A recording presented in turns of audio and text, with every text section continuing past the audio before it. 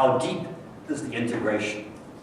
And that means basically to what extent are there sort of regional organs, like in the European context, the Commission, the Court of Justice, the European Parliament, which can basically overrule and adopt policies against the wishes of individual member states, and also refers to the extent to which in the different organs in which the member states are represented, that member states can be actually marginalized or outvoted by the use of qualified or simple majority voting instead of by unanimity.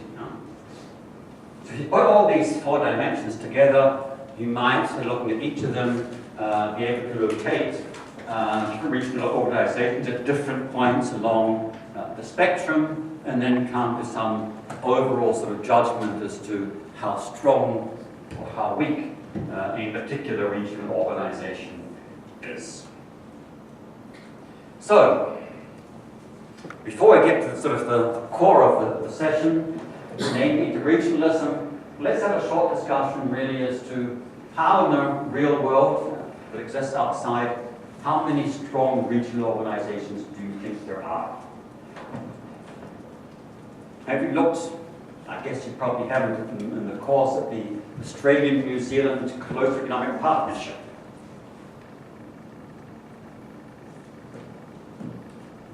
Do you have a sense that Australia and New Zealand are linked by very sort of deep and extensive political cooperation?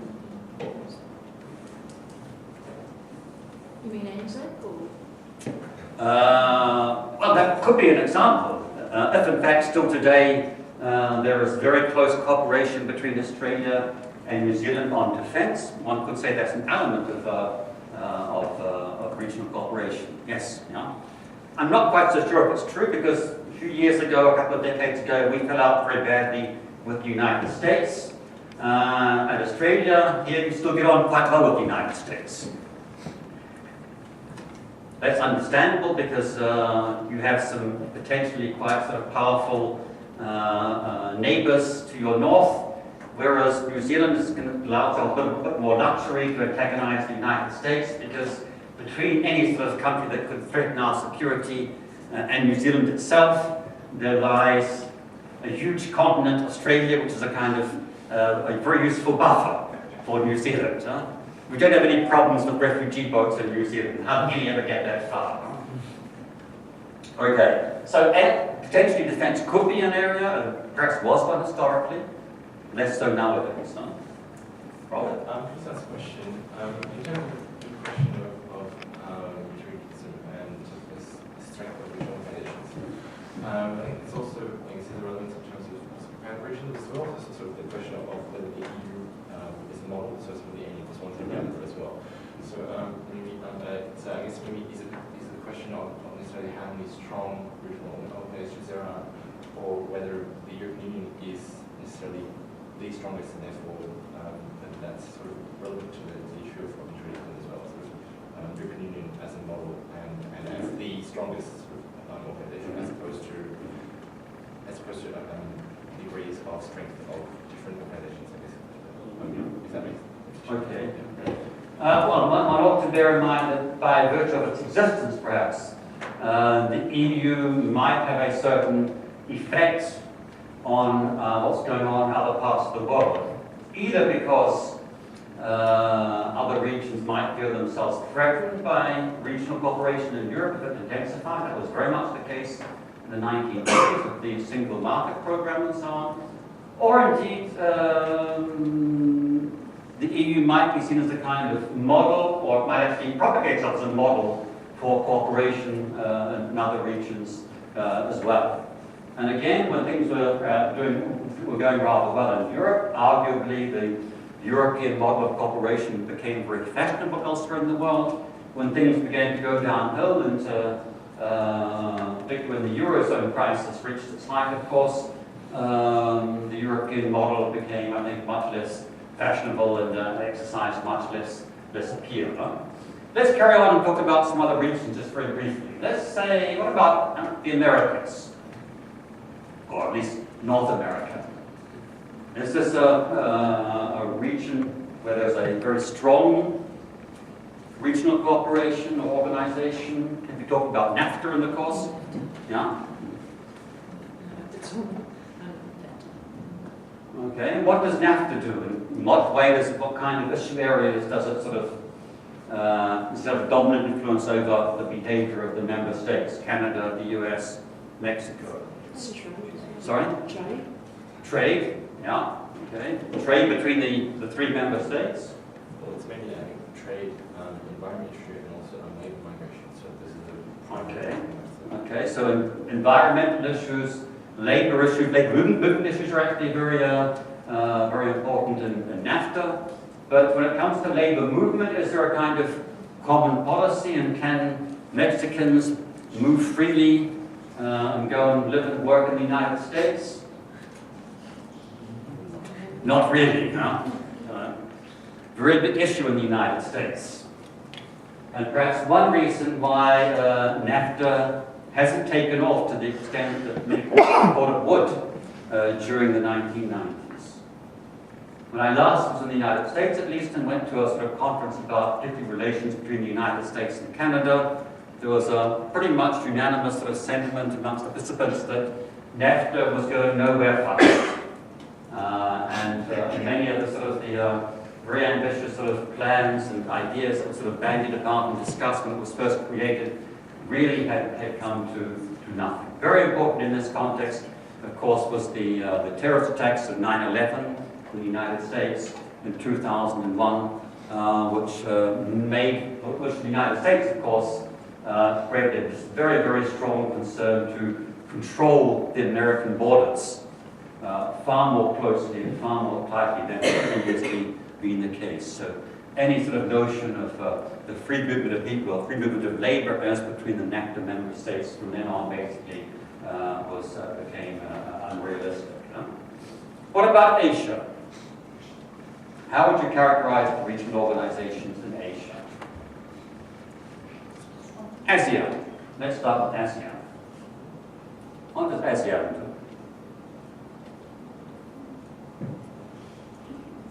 What do you associate with ASEAN? Sorry? Dialogue. Dialogue. Okay. Talking. Yeah. They talk a lot to each other. Well, nothing wrong with that. It can actually be very useful. It can actually promote mutual information, knowledge, trust, and so on. And whatever else one could say about ASEAN, one can't dispute, I think, the fact that there hasn't really been any war between any of its member states since 1967. There was, of course, a war between Vietnam and Cambodia, but at the point when neither of these countries was a member of ASEAN, I don't think you can put your finger on any significant military conflict between Asian states after they became members of ASEAN. Well, there was something on the border between Cambodia and Thailand a few years ago, some disputed couple of acres and some disputed historical monument, I think, but for practical purposes one can put that to one side. I'm not quite sure that anyone was actually killed in any of these sort of skirmishes. If so, it was only a handful at least. Huh? There was just a few rockets over the border. A few rockets over the border. Nothing that you can characterize really as a genuine war, I think. Huh? What about the other ones in Asia? If you read the newspapers, you must have come across ASEAN +3, East Asia Summit. What do they do? Did you ever hear of ASEAN +3 adopting any kind of important decision? Oops. They actually... would be the Chiang Mai initiative. Yes, yes. That really is quite important, I think. To me, it's, I think, the only really sort of concrete, common project that the ASEAN +3 states managed to actually agree on and put into place. Huh? For your colleagues who are perhaps not familiar with it, basically it's a kind of embryonic Asian monetary fund, something on which Asia actually moved, or East Asia, faster than the Europeans, who founded in 2009, they weren't really very well equipped to deal with the Eurozone crisis. But the idea was that the ASEAN plus 3 member states should pool a certain proportion of their foreign exchange reserves so that should something recur, like the Asian financial crisis, 1997-98, that they could actually then borrow from each other rather than having to borrow from the International Monetary Fund, which, of course, in the big crisis in the late 1980s imposed really very tough conditions on loans to the countries that needed support. Sorry, what was the initiative called? The Chiang Mai Initiative, named after of course, the city in northern Thailand. And since it was actually agreed that the member states have actually increased substantially the volume of money available as loans in this fund. On the other hand, we're up to the present day, no one has ever actually used it. Well, partly because, of course, there hasn't been the same kind of crisis in Asia that occurred in 1997 and 98, so there really hasn't been very much need. And what about the East Asia Summit? After all, unlike the ASEAN plus 3, the plus 3 are China, Japan, and South Korea. After all, the East Asia Summit includes Australia and New Zealand as well. What does East Asia Summit do? Robert? In terms of security, sort of regional disputes. Okay. So security, maybe? How often do they meet in the East Asian summits? People who go there are the heads of government of the member states, so the ASEAN plus 3, Australia, New Zealand, India basically, and now Russia, I think, became a member recently. You really got them very often? You'd be lucky, wouldn't you? They only meet once a year, and I think typically for half a day or thereabouts. Maybe ASEAN plus 3 in the morning, and the East Asia Summit in the afternoon, something like this. So no matter what they're talking about, they haven't really got very much time to discuss it. And I've never noticed that on the sort of really big sort of issues that concern Asian security, like these competing territorial claims in the East China Sea or in the South China Sea, I never saw that the East Asian Summit ever decided anything of any consequence. So at the end of the day, going by the dimensions that I outlined a few minutes ago, I think it's very hard to say that there are very many strong regional organizations in the world. Probably the EU is the only one that would sort of qualify, at least by the criteria that I apply. And these days, of course, the EU has got its work cut out, actually, to maintain the existing level of political integration. Thinking of the Eurozone crisis, thinking of the possibility, for example, of entire member states could actually withdraw from the organization, notably the United Kingdom. Yeah? Can I quickly ask, maybe because I'm from Africa, but what your opinions are on the African regional organizations, such as SADC or the AU? I have to confess I know very little about African regional cooperation.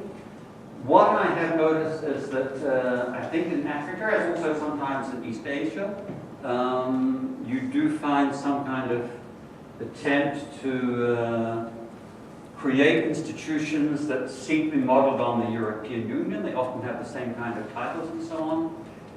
In effect, in actual fact, they don't seem to have the same powers as the corresponding organization or organs in the EU. And so far as the African Union is concerned, what has struck me is that they do seem to have quite a high level of ambition in terms of provision of regional security. So a genuine sort of concern to try and establish some kind of regional sort of peacekeeping force or force of intervention which can actually be deployed in regional crises.